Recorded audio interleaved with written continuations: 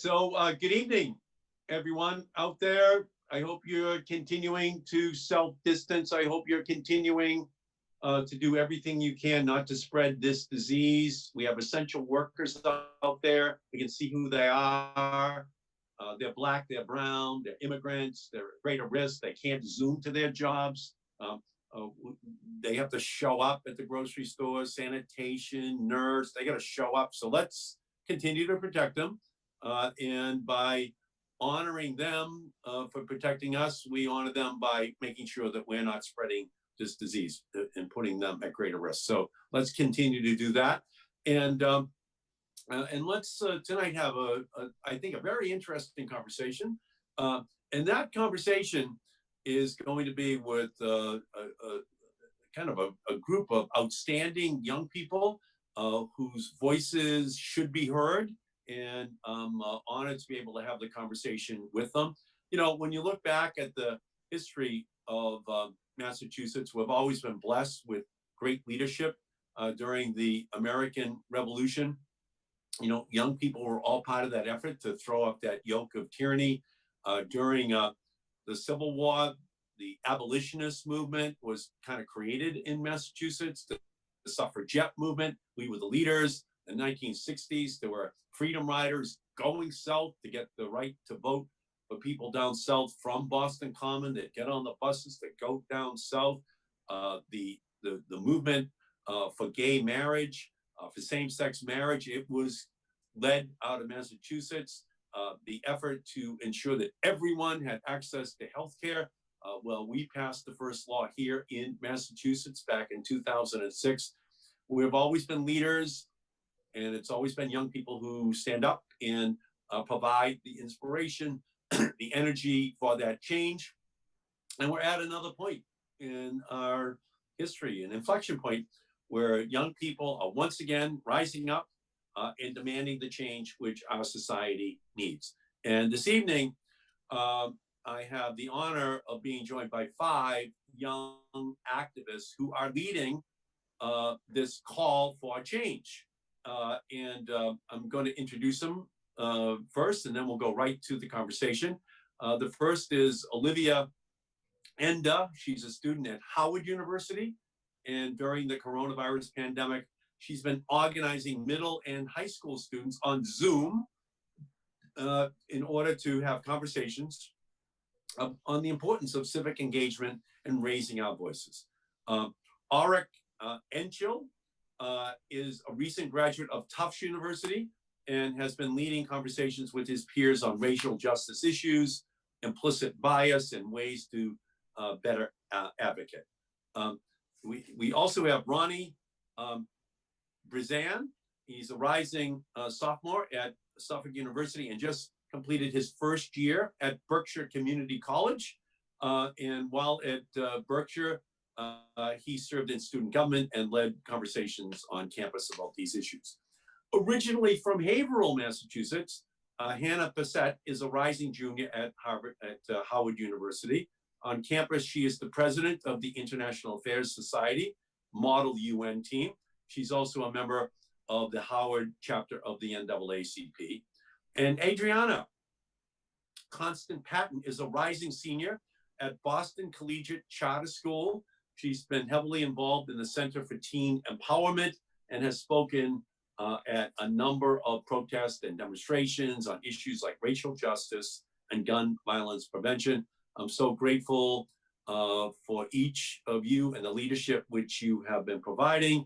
And I feel that our country is bright with its future with young leaders like you at the helm. You know the power of your voices, and you know how to organize other people so that their voices are heard as well. And I know that my job as an elected official is to listen to you, to hear you, so that I can understand the change that you want to see happen in our society. So thank you all so much for joining us. And I'd love to start with just asking you, and any one of you can jump in, where are we in our history from your perspective in terms of the aftermath of the murder of George Floyd and what, from your perspective, it unearths in terms of the pathology inside of our own society, and what you think has to happen fundamentally as a change in our country. So, any of you can, volunteer to go first. Would love to hear you and love to hear your voices. I'll go if that's okay. My name's Hannah. It's nice to meet you.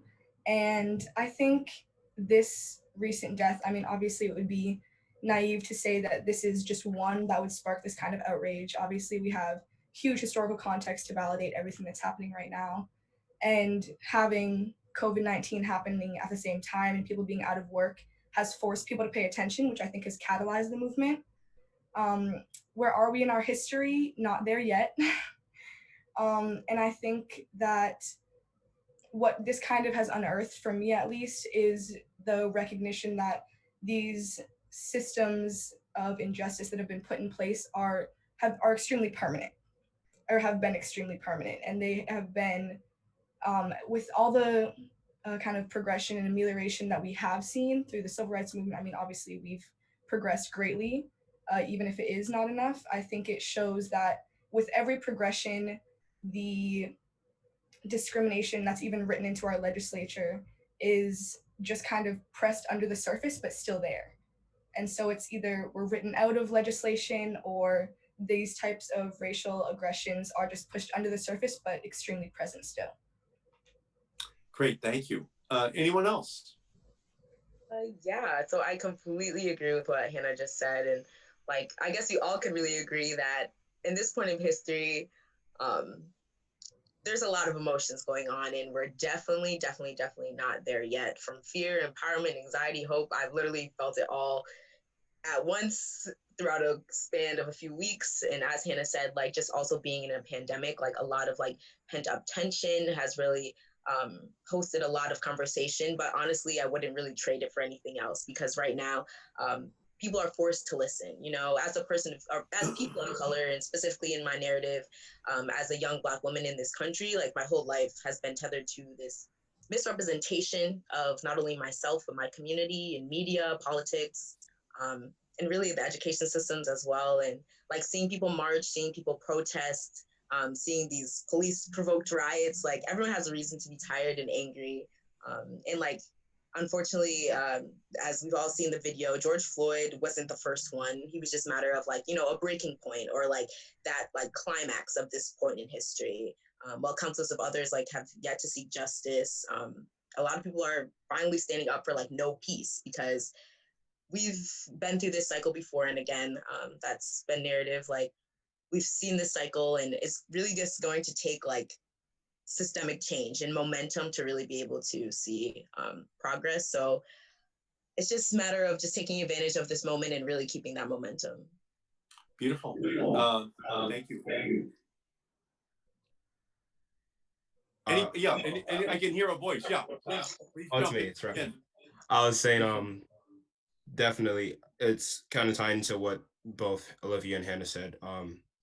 It's definitely monumental, and it's bringing us to a different era in social justice and going forward in that aspect. I definitely think it was really late and really overdue. I think the difference for now is that racism is really now being recorded and being caught on clearer tape, and especially that the catalyst of the whole pandemic, where everyone's at home and listening to the media and kind of like in a standstill. It definitely shows us where we can make our next steps, and our next steps is definitely making new legislation and new laws and getting people in the right places to make change right now.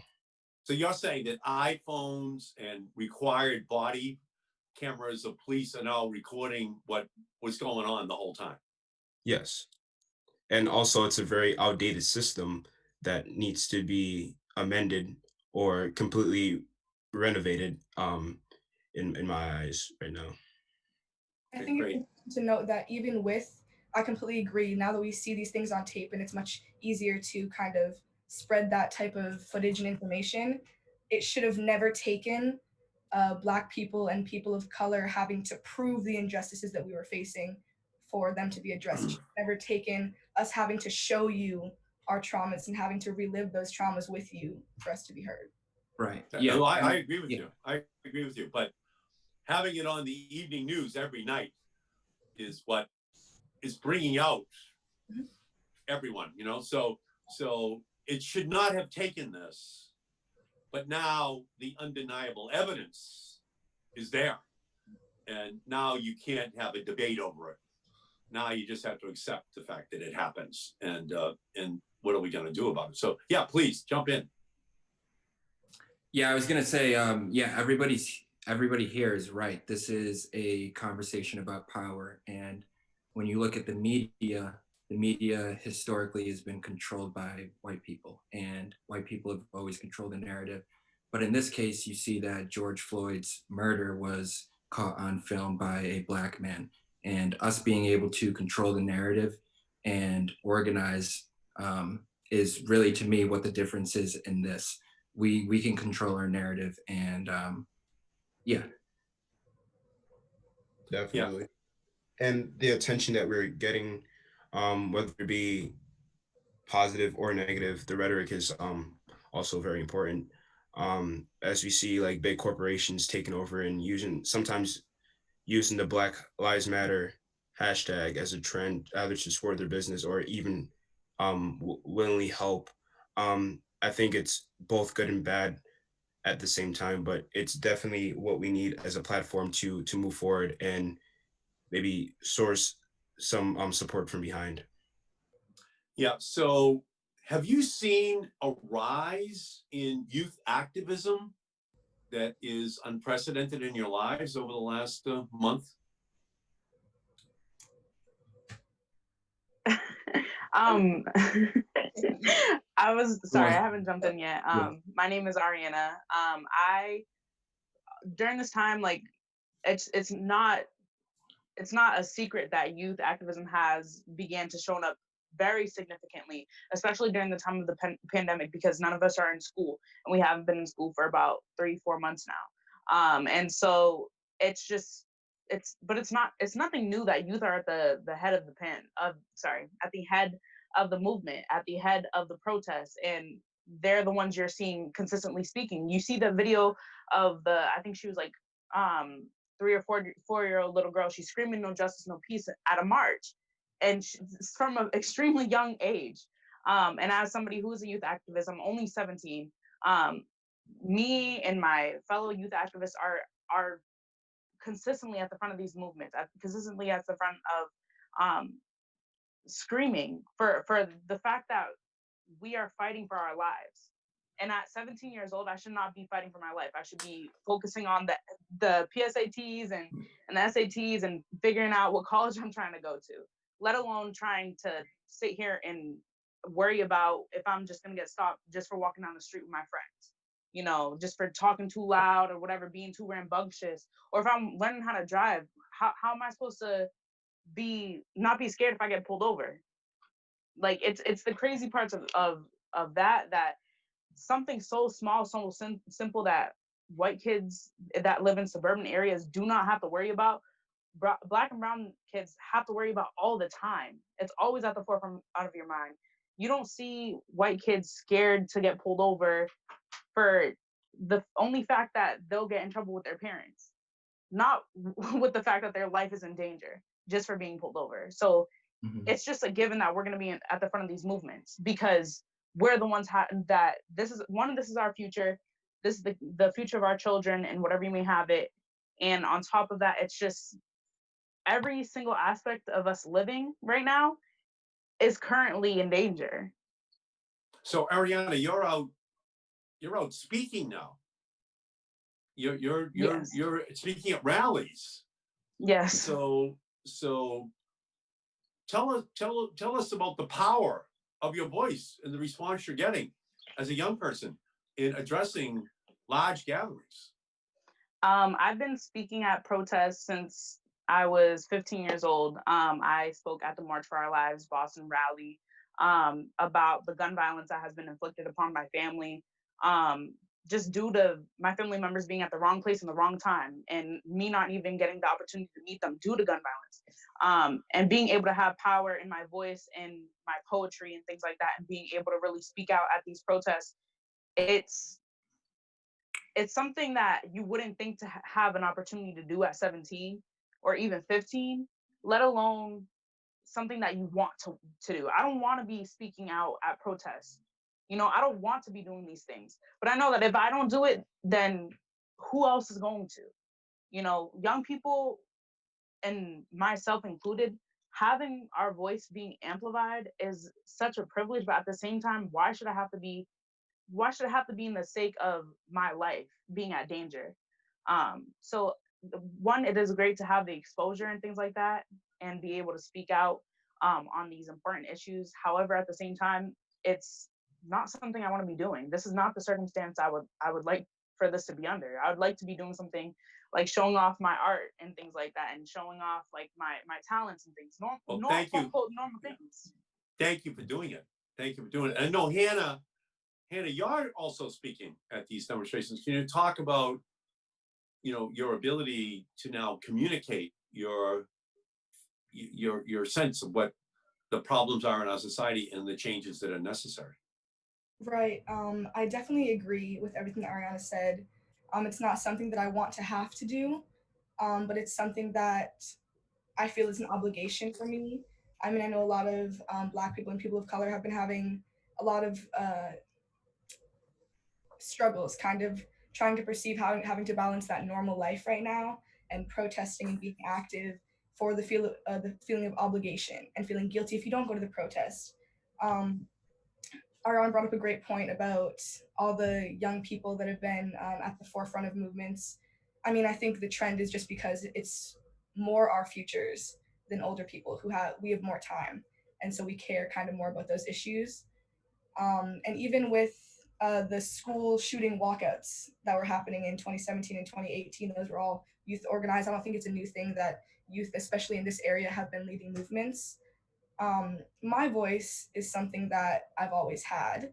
And I think, yes, it's being amplified during this movement, but I think it would be, I don't want to accredit that to being given a platform by other people.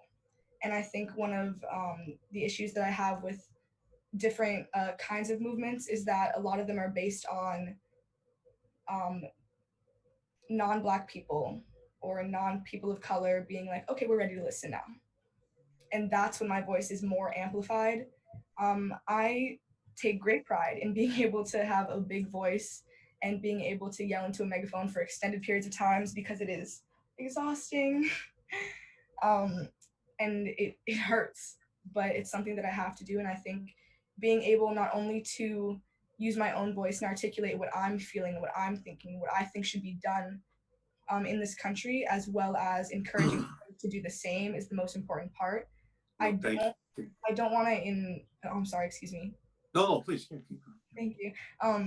I don't want to kind of idolize these really, really young kids that are having to come out. For example, that 4 or 5-year-old girl that we all saw screaming, "No justice, no peace." I mean, it can be adorable and it can be moving, but I think those of us that knows what it feels like to be that small and that aware knows that she should be playing with a truck in the backyard or in a sandbox or watching something, a cartoon. There's no reason that a 4-year-old child should be having to scream at the top of her lungs, and you can see the rage inside of her because she already knows what the future holds for her should we stay the same.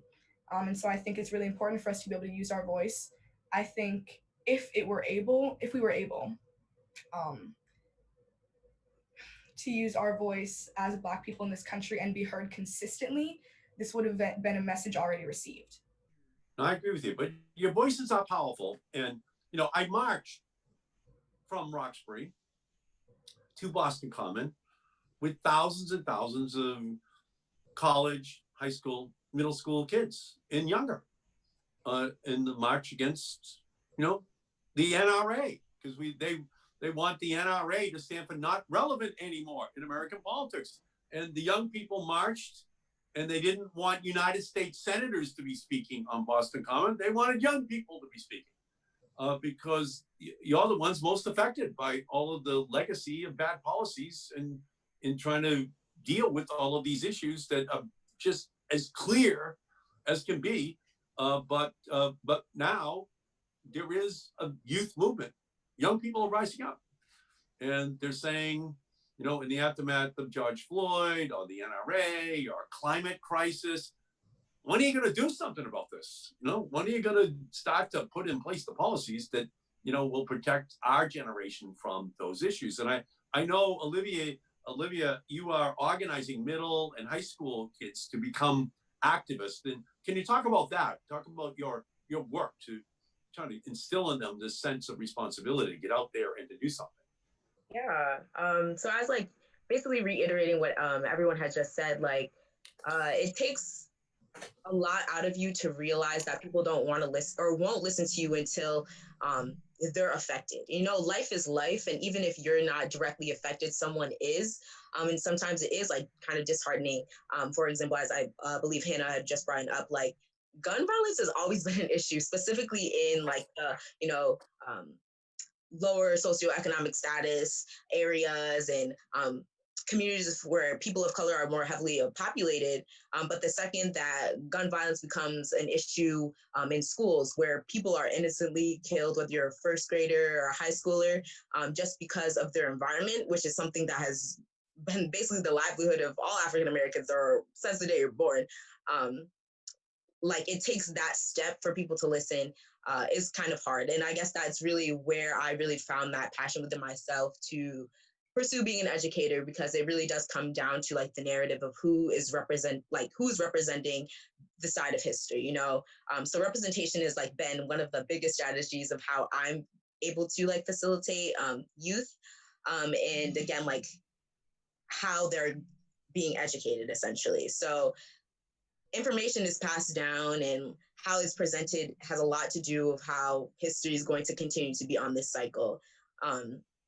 And it's just through like the fault of our frankly biased education system that a generation of empowered youth has been able to like take a stance. And again, like we have the power of knowledge at our fingertips through our phones and a variety of different social media platforms. And we are learning these things, and like just making sure that my students are able to hear both sides and like determine an educated stance is really powerful and very encouraging for me, because like as you guys said, like youth really are at the stance of these movements because it's our lives. We're going to be here the longest, and I know I'm quite frankly tired, so I can't even imagine how tired the generations above me are.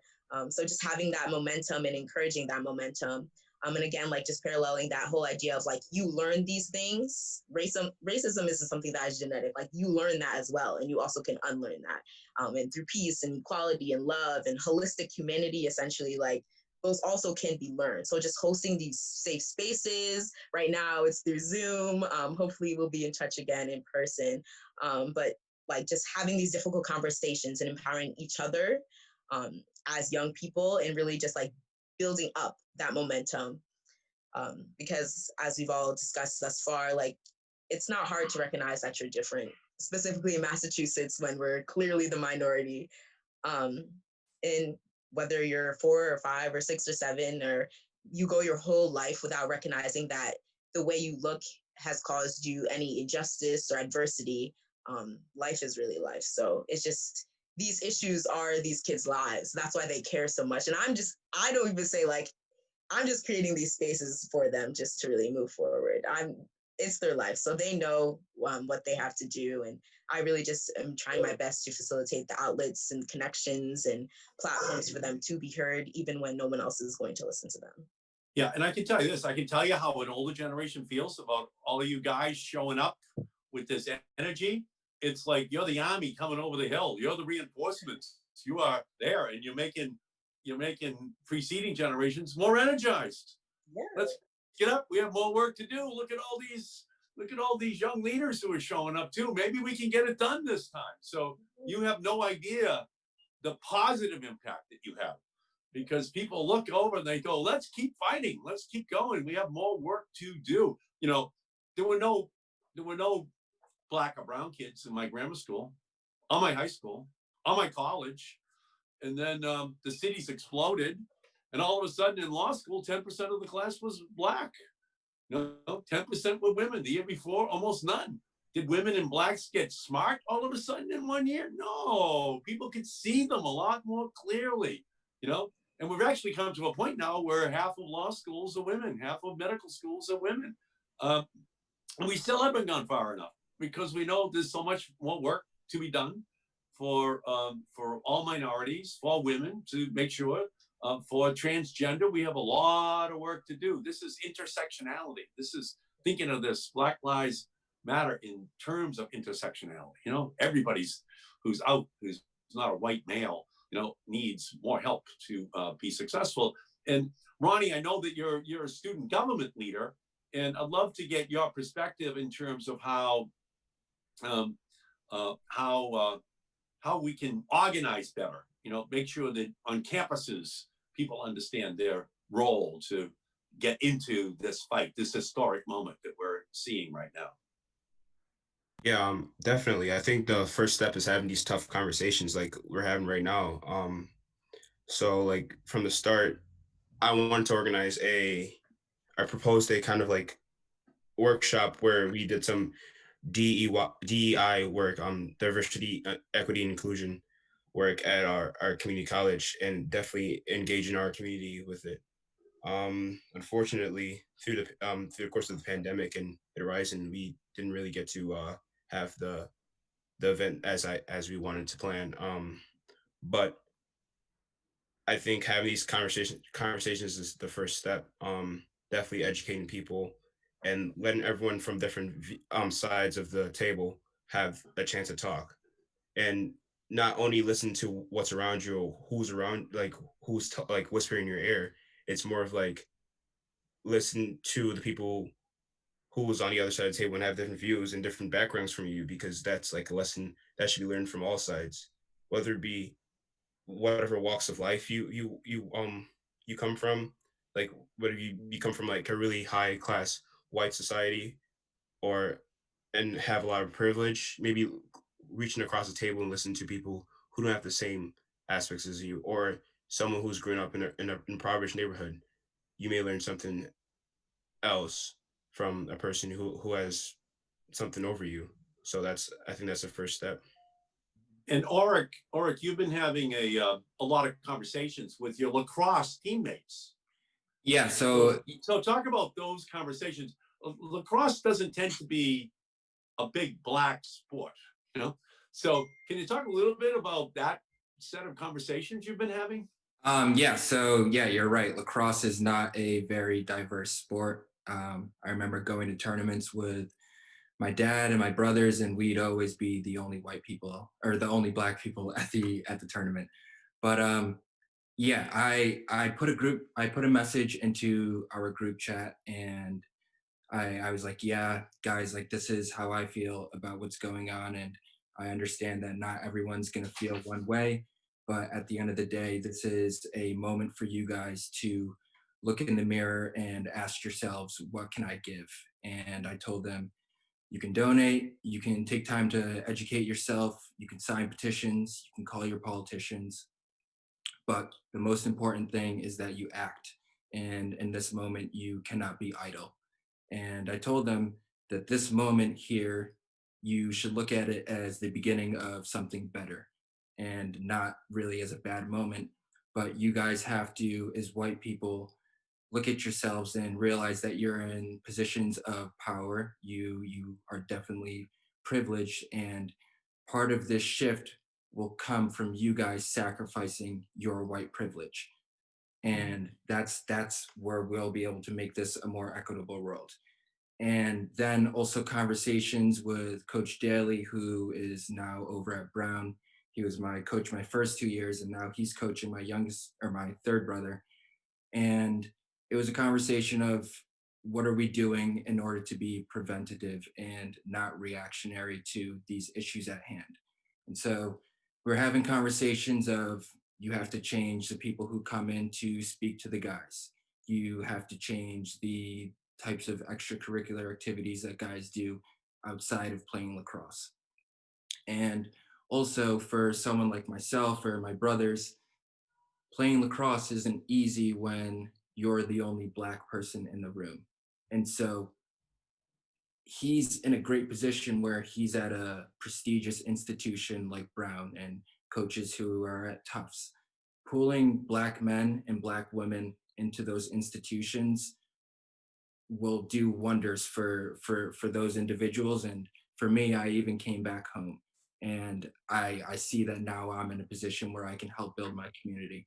So it's a conversation of bringing diverse voices into the room, and not only one but several. But yeah, that's where I stand. Yeah.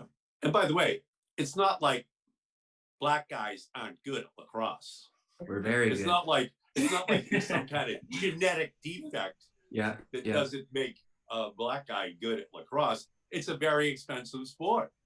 Absolutely. It's got, and by the way, the greatest lacrosse player of all time is an African American, Jim Brown. Jim Brown, Who played football for the Cleveland Browns in Syracuse University, but he just took up lacrosse at Syracuse and was first team All-America and the best lacrosse player of all time. Yeah. So it just becomes a question of access, of opportunity. Can you afford it? Can you, and so that's a good conversation to be having. It's an important thing for people to be able to have you actually in the room so that you can educate people, and understand how the world really operates and how we can change it for the better. And what's the response you were getting from your classmates? They were pretty receptive. After I put the message in the group chat, I had several individuals reach out and speak to me. And what's great about this is I was able to talk about issues that happened as a lacrosse player and what we should have done to make it better. And also recognizing that these men are still in areas or spaces where they're predominantly white, and in those spaces, what can they do to make them more diverse? What can they do to talk to the head of HR or the person who's recruiting for jobs to make them more diverse? But they were pretty receptive, and I think we're all in a position to move forward. But they have to recognize the issues at hand and be comfortable being uncomfortable with these conversations. Yeah. And they're very important conversations to have. And the murder of George Floyd is forcing all these conversations to take place. So thank you, and thank everybody else on this this conversation for helping to lead these conversations.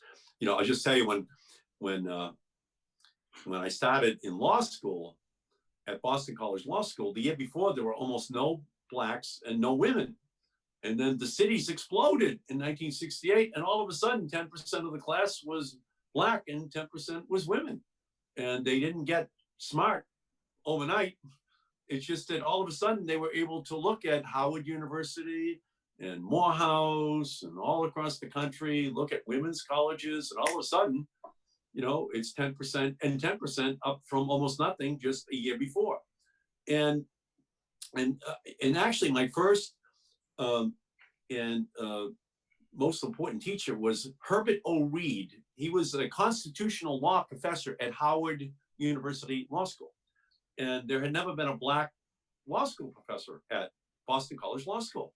So all of a sudden, in my first year of law school, here he is, Herbert O. Reed, who worked with Thurgood Marshall on Brown versus Board of Education, who was Muhammad Ali's lawyer to get him back his title, who was Adam Clayton Powell's lawyer, the congressman who had been kicked out of Congress, to get him back into Congress.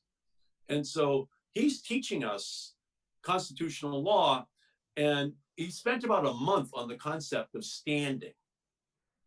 And standing is who gets to go into court, who gets to make their case. And it was getting frustrated for many of the young men whose fathers were lawyers and they were white. And so finally, one of them raised his hand and said, "Can you give us the definition, Professor Reed from Howard University, our constitutional law visiting professor? What's the definition of standing?" And he says, "Well, I'll tell you what, young man, you and all the white young men in this class, you were born with standing. You were born with it. But for everybody else, they have to fight for it. And your job is going to be for the rest of your careers to get standing for everybody else who's not a white man. That's your job. That's what you're going to have to do in your legal careers. And we've come a long way, but we have a long way to go. Long, long way to go. And I was thinking in the last couple of days, you know, here in Malden, I live in Malden, in the house I was raised in, and my father drove a truck for the Hood Milk Company. And his son is a United States senator, you know, so I obviously was given a lot of opportunities that my father, who drove a truck, was not when he was growing up. But I'm not smarter than my father. I don't work harder than a milkman. That's a hard job. You got to get all the milk. Not that you guys even know what a milkman is, but the bottles had to be on the steps by 7 a.m. Everybody's steps. You got to get up early to get that done. But on my mother's side, we're like a 20th century Irish immigrant family here in Malden. But on my father's side, my Thomas Markey got off the boat from Ireland, and within 2 years, he's in the Civil War. He's a soldier. He's come from like the Irish famine. Now he's in the American Civil War, coming down from New England as a soldier. And here we are, 160 years later, debating whether or not Robert E. Lee's statue should be up. And Robert E. Lee and all those Confederate generals were trying to kill my great-grandfather for 3 years down south so that we could defeat him. So I'm sure he's spinning in his grave as we're still having the debate as to whether or not all those Confederate generals should have their statues up, huh? And I'm sure he's smiling as they're being torn down, you know, because it's a perversion of what it was that was being fought for, huh? And it's taken us a long time to get to this point, long time. But we're at a good point. We're at a good point. And excuse me? I said, I think it's interesting also just talking about the statues. There's still, I mean, I'm sure he is smiling, seeing all of these statues be torn down that have been misconstrued and their history has been misconstrued. And I think also there's still statues that we even have in Boston that people living have to frown upon every single day because it shows the lack of education and the lack of historical context that even allowed those to be erected. I mean, there were ones, for example, the Christopher Columbus statue that was just beheaded.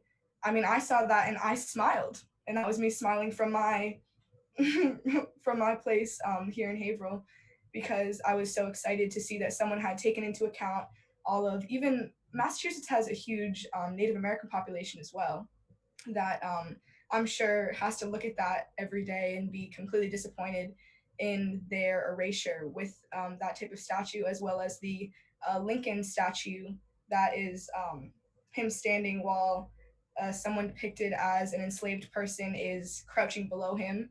And that even those types of statues I look at and I'm like, wow, that is so degrading and so awful. And I think in this time, if the city doesn't take it down, somebody else will, and I will cheer them on the whole way, because that statue kind of promotes the idea of white paternalism, which I think all of us have been touching on during this conversation, how our voices have been amplified because it's important to white people, or they have the time now to care about it. And so I think even that type of statue and others that are in Boston need to come down immediately if we are going to continue with this time of enlightenment that we're So and thank you for saying that. So we know that Abraham Lincoln was talking to Frederick Douglass, you know, at that time, and he knew that there was a very smart, visionary